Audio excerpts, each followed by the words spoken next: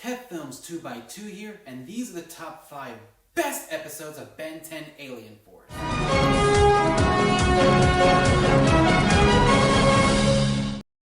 As a heads up, just to let you all know, I hate Ultimate Alien Force with a deep, dark passion. I mean, cheap animation, piss-poor direction, god-awful romance, continuity error, and the retconning. Lots and lots of retconning. So much, it retcons its own retcons. I mean, for a sequel series to the original source, it sure really fails at being a sequel. It makes sense because Man of Action didn't do Ultimate Alien Force. It was mostly done by Justice League developer Dwayne McDuffie and Teen Titans creator Glenn Murakami. However, Ultimate Alien Force really had some really good episodes, and there were good bits that I did like about Ultimate Alien Force. Starting with Alien Force, I'm about to list some personal favorites of mine. So here are the top 5 best episodes of Ben 10 Alien Force.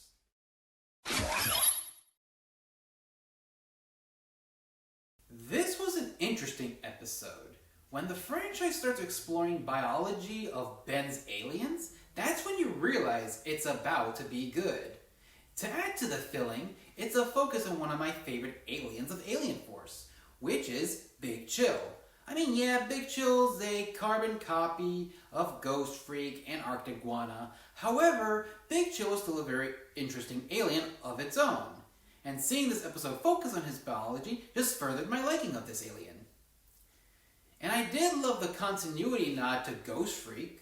Plus, seeing the baby necrophrygians was the good icing to this episode. I mean, look at these guys. So freaking adorable.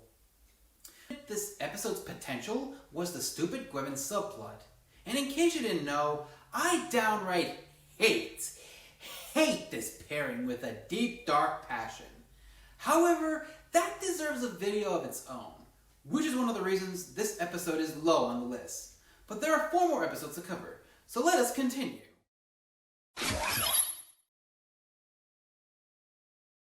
This episode was also a very interesting one. This is the debut of one of my favorite characters in Ultimate Alien Force, and the best bits of the sequels overall, which is Professor Paradox.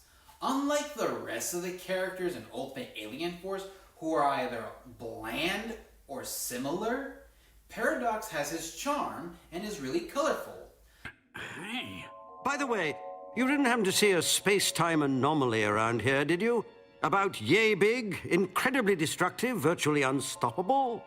No? I must have been thinking of another moment. Ta-da! Not to mention the twist at the end involving the creature turning out to be one of his subordinates from the past, and Ben going back in time, turning into Humongousaur to stop the incident from happening, which adds to the twist. It still had its flaws though. Like, why use Humongousaur? I mean, you got Chromastone. I mean, last time I checked, stones don't age. Well, at least Chromastone doesn't. And of course, the Gwevin moments tends to ruin this episode. But to last, we still got 3 more episodes to cover, so let us get to it.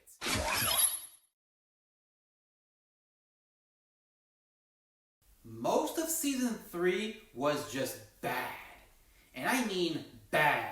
So bad it makes the first 2 seasons of Alien Force look credible in comparison. However, this is an interesting episode. This one focused on the Helpers. And what is the point of this episode? The Helpers must rescue Max Tennyson from Ben Tennyson! I love this episode's creepy atmosphere and the sense of vulnerability. Ben's serious tone also adds to that atmosphere. Also, the action sequences were also great. I at first thought this was Albedo disguised as Ben, but turns out it was all just training session to officially make the Helpers into official plumbers. And I also love the deep meaning of this episode. The Helpers were willing to sacrifice themselves to save others. My only complaints for this episode: how the hell did Ben survive the vacuum of space as Humongousaur? Also, where the fuck is Cooper Daniels? I mean, he completely disappears until he appears very late in Ultimate Alien. But we got 2 episodes to cover, so let us move on.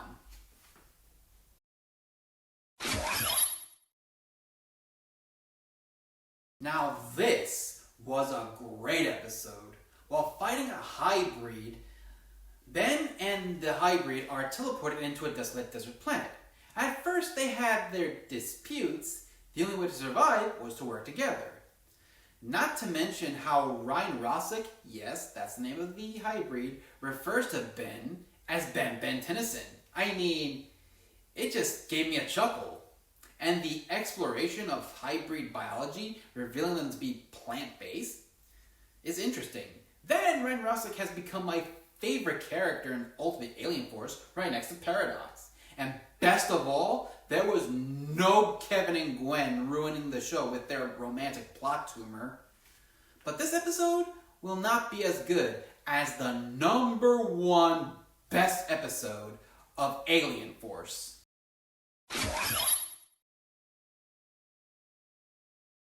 I'm sure you all saw this coming. The #1 best episode of Alien Force is definitely Con of Wrath. Now, Season 3 overall was anus cum. Complete and utter anus cum. But this episode is good. Not only do we get the debut of one of my favorite aliens of all time, but it's the best alien of all time. And that alien is Wrath.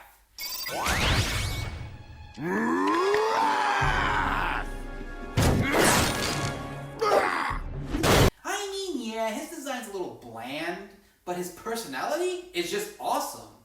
I even named my Incineroar after him, who also has a great personality. John DiMaggio also does a fantastic job voicing Wrath. It's better than lazily having D. Bradley Baker voice them all like McDuffie did. Plus, Kevin's reaction to the Tiffin being eaten is just priceless. And to add cherry on the top, pun intended, Wrath's relationship with Tiffin makes this episode awesome. Sorry, Din and Grogu, these two make an awesome dynamic duo. And that is why this episode is the #1 best episode of Ben 10 Alien Force. What episode do you think deserves to be on the list? Let me know down below. Whew, that was really good. Now, if you'll excuse me, I'm about to cover the next video, which is the top 5 best episodes of Ultimate Alien. Until then, Kev Films 2x2 signing out.